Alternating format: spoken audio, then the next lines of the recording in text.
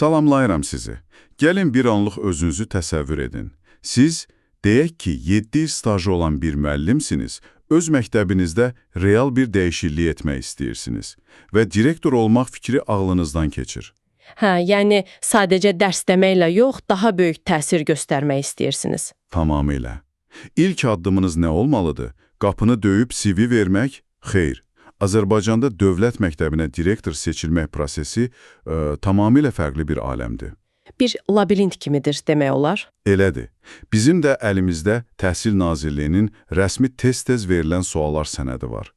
Bugün bizim missiyamız bu rəsmi, biraz da quru görünən sənədin arxasında gizlənən məntiqi, tələləri və ən maraqlısı, sistemin bir liderdə əslində nə axtardığını sizin üçün çözməkdir. Bu, həqiqətən də sadəcə bir işə qəbul qaydaları deyil, yəni bu sənəd əslində sistemin öz fəlsəfəsini ortaya qoyur.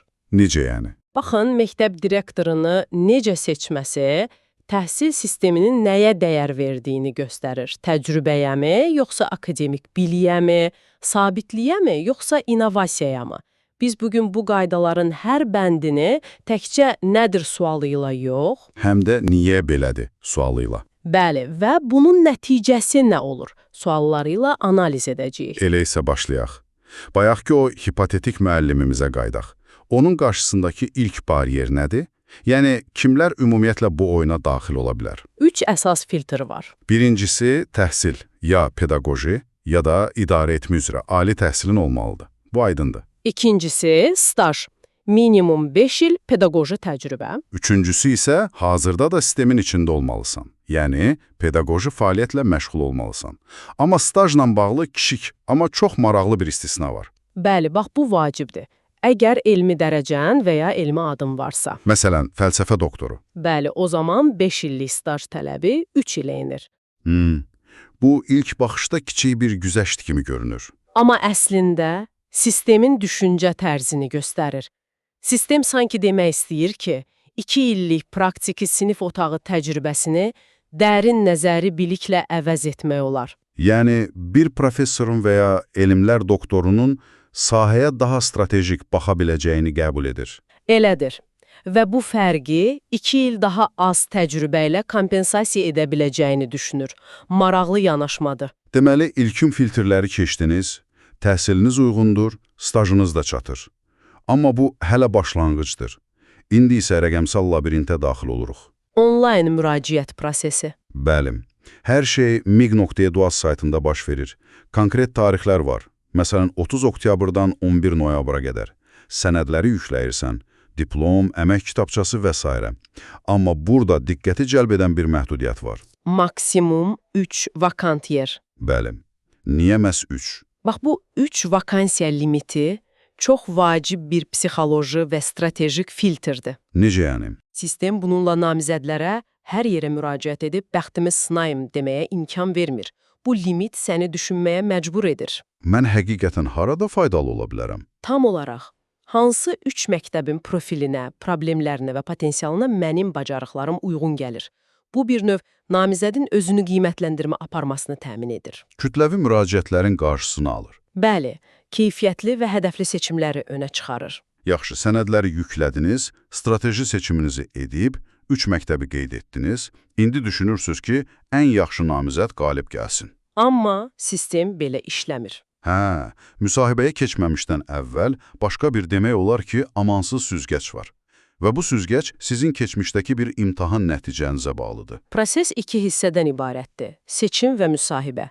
Və müsahibəyə gedən yol bu seçim mərhələsindən başlayır. Bəli, və burada sistem məktəbləri 2 yerə bölür. Necə deyim? Böyüklər və digərləri. Elədir.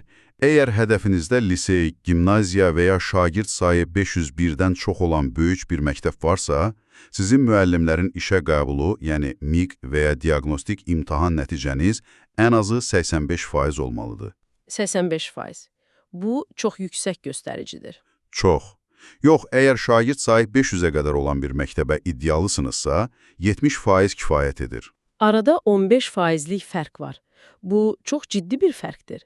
Sistem açıq-aydın deyir ki, böyük gəmini idarə etmək istəyən kapitanın naviqasiya biliyi daha yüksək olmalıdır. Tam olaraq. Və bu, sistemin idarə etməyə baxışında çox maraqlı bir məqamı ortaya çıxarır. Sistemə görə yaxşı məktəb direktoru olmaq üçün, İlk növbədə öz fənnini yüksək səviyyədə bilməlisən. bəli, yəni MİQ balın sənin akademik bazanın göstəricisidir. Sistem inanır ki, böyük və mürəkkəb bir məktəbi idarə etməyin çətinlikləri ancaq çox güclü akademik təməli olan biri tərəfindən aşıla bilər. Yəni, əla menecer olmaq kifayət deyil. Kifayət deyil, həm də əla müəllim olmalısan.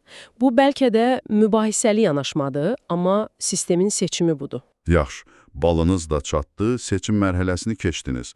Nəhayət müsahibəyə çatmaq üzrəsiniz. Amma burada da bir sürpriz var. Müsahibəyə kimin birinci çağırılacağını müəyyən edən, demək olar ki, gizli bir reyting sistemi var. Və bu, bəlkə də bütün prosesin ən heyrətləndirici hissəsidir. Sistem namizədləri prioritet qruplara bölür. Gəlin yenə böyük məktəblərdən başlayaq. Bir vakant yer var, müsahibəyə ilk kimlər çağırılır?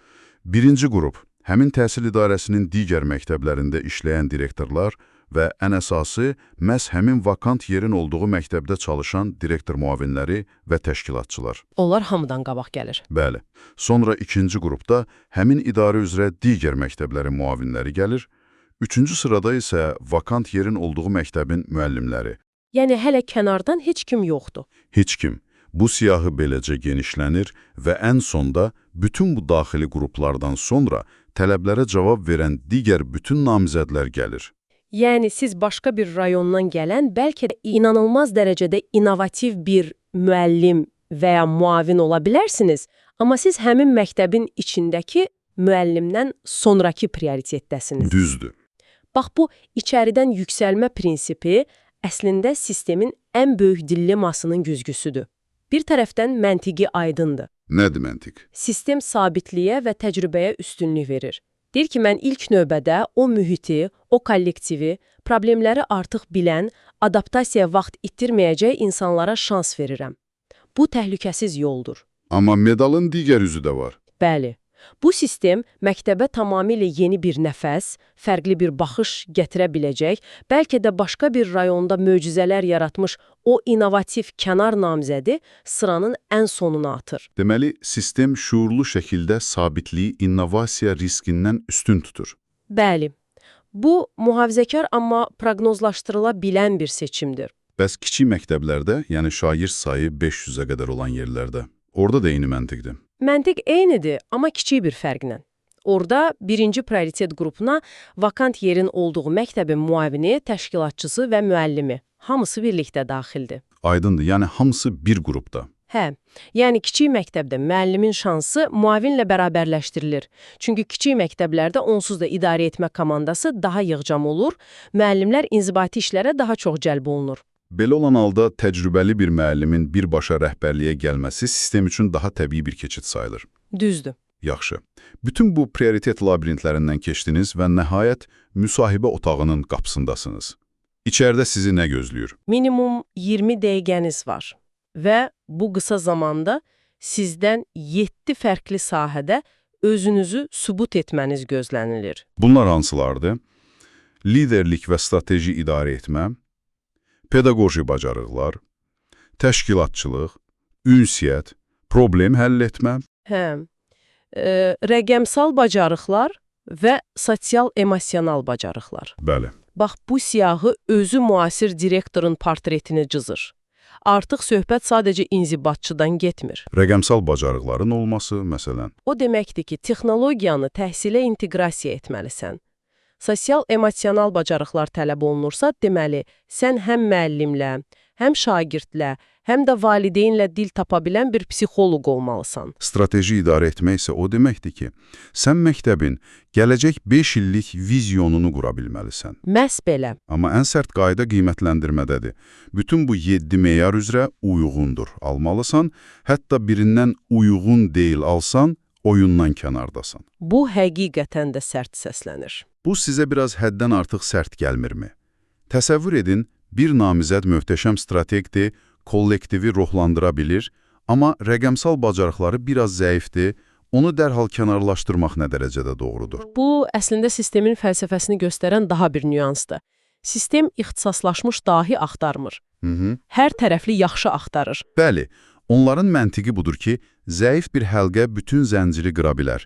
Məsələn, o möhtəşəm strateq rəqəmsal bacarığı olmadığı üçün məktəbin bütün elektron idarə etmə sistemini iflic vəziyyətə sala bilər. Və ya əla pedaqoqdur, amma ünsiyyət bacarığı zəifdir. Düzdür. Onda da valideynlərlə daimi konflikt yaşaya bilər. Sistem bu riski etmək istəmir. Amma sizin sualınız çox yerindədir. Bu yanaşma şübhəsiz ki, bəzi qeyri-adi, amma tam komplekt olmayan istedadları kənarda qoymaq riskini daşıyır. Universal əskər axtarışı snayperləri kənarda qoya bilər. Gözəl bənzətmədir. Yaxşı, tutaq ki, bir neçə namizəd bütün bu 7 sınaqdan keçdi və hamısı uyğundur aldı. İndi necə olacaq? Qalibi necə seçirlər? Bərabərlik halında. Bəli. Bunun üçün də dəmir kimi bir ardıcıllıq var.